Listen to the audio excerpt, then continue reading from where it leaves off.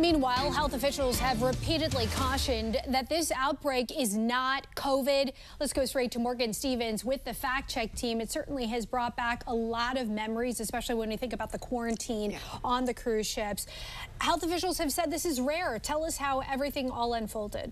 Right, we're getting flashbacks of those early days of the pandemic, it feels like, and it can be a little unsettling, but here, let's break down the facts. Hantavirus is mostly spread through contact with infected rodents, including their urine, droppings, or saliva. And this strain, the Andes strain linked to this cruise ship outbreak, it's been shown to spread between people through very close, prolonged contact. Meanwhile, 17 Americans exposed to the virus have now arrived in the U.S. and are being monitored at the quarantine unit at the University of Nebraska Medical Center, the country's only federally funded quarantine center, and also in Atlanta at Emory University Hospital. One passenger has tested positive. One person in Atlanta is symptomatic but has not tested positive. Health officials say the overall risk to the public, it still remains low. How do the symptoms compare to COVID and the flu? Yeah. Well, early symptoms of hantavirus, it can really mirror symptoms of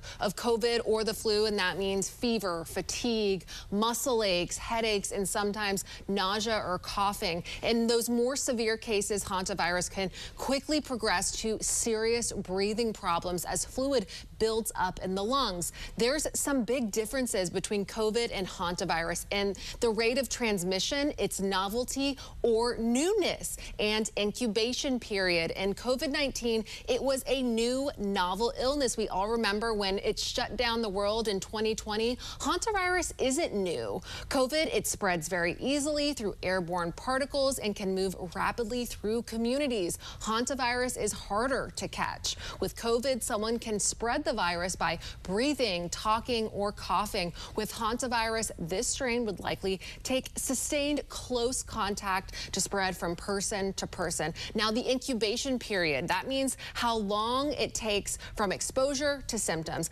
That is also different than for COVID-19. COVID incubates within 2 to 14 days. For hantavirus, it's a staggering 1 to 8 weeks. Yeah, and it's going to be a lengthy process with the quarantine as well. Morgan, thank you. In just a few moments, Emma Withrow will join us to discuss how dangerous hantavirus is compared to COVID-19 in terms of hospitalizations and the death rate.